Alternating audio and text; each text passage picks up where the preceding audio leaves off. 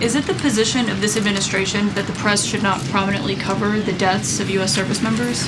No, it's the position of this administration that the press in this room and the press across the country should accurately report on the success of Operation Epic Fury and the damage it is doing to the rogue Iranian regime that has threatened the lives of every single American in this room. If the Iranian regime had their choice, they would kill every single person in this room. And so we can all be very grateful that we have an administration and that we have men and women in our armed forces who are willing to sacrifice their own lives for the rest of us in this room and for every American across the country and for every troop that is based in the Middle East. That's what these... Secretary Hexeth was complaining that it was front page news about these 6 service members who were killed. That's not what the Secretary said, Caitlin, and that's not what the Secretary meant, and you know it. You know you are being disingenuous. There is not...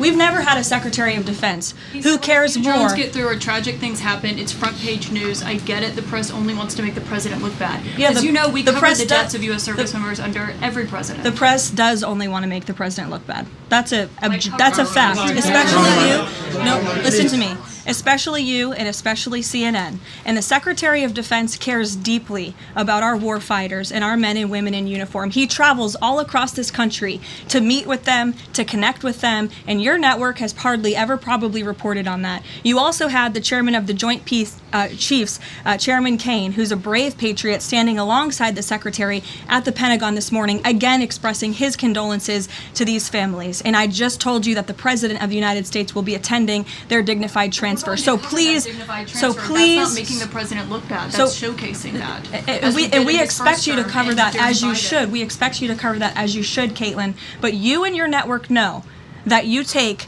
every single thing this administration says and tries to use it to make the president look bad.